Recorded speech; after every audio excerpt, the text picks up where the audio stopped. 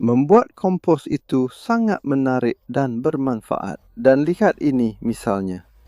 Ini adalah kompos yang kami buat dengan metode 3 pelet, cara yang sangat sederhana dan murah untuk membuat kompos. Metode 3 palet yang kami punya di sana.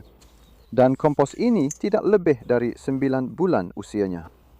Masih ada bagian-bagian kayu, itu tidak masalah. Apa yang kamu buat mungkin tidak terlihat sempurna, tapi akan penuh kehidupan dan unsur hara. Dan jika kamu hanya punya kebun kecil, sesuatu seperti ini sangat berguna untuk menjaga tumpukan komposmu tetap rapi. Ini hanya tong plastik, kamu bisa membelinya. Dan pertanyaannya adalah, bagaimana cara mengambil komposnya? Kamu tidak bisa benar-benar mengambil dari atas karena masih ada bahan segar di sana.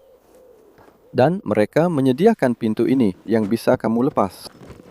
Lalu, seberapa praktis itu? Menurut saya, tidak terlalu praktis. Biasanya ada sedikit bahan kering di pinggirnya, tapi sebenarnya ini memberi gambaran tentang apa yang ada di dalamnya. Dan kalau saya korek sedikit, kamu bisa lihat komposnya sebenarnya cukup bagus. Dan ini sudah berumur 3 bulan. Ini baru ada di sini sejak bulan April. Sekarang sudah tanggal 1 Agustus.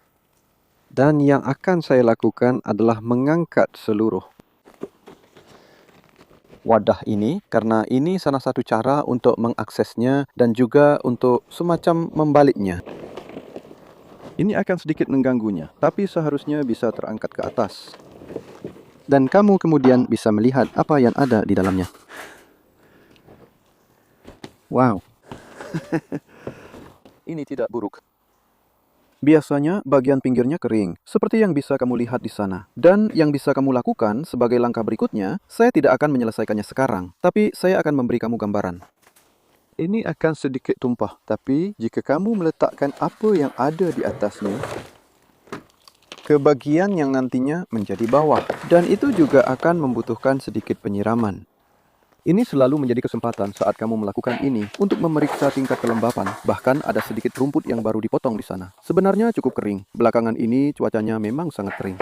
Lalu kita punya beberapa serpihan di sini yang keluar dari mesin pencacah. Dan serpihan itu juga terlihat kering. Itu juga akan membutuhkan air. Tapi begitu kamu turun seperti itu ke bagian bawah, kamu bisa menemukan kompos yang sangat bagus.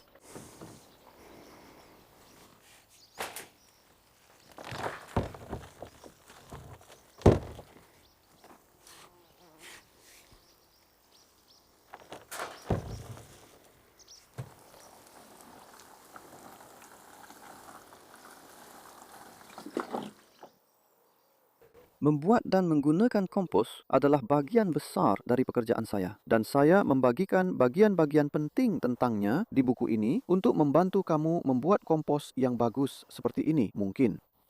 Jadi itu sudah berumur 4 bulan. Itulah yang kami temukan di bagian bawah tumpukan ini.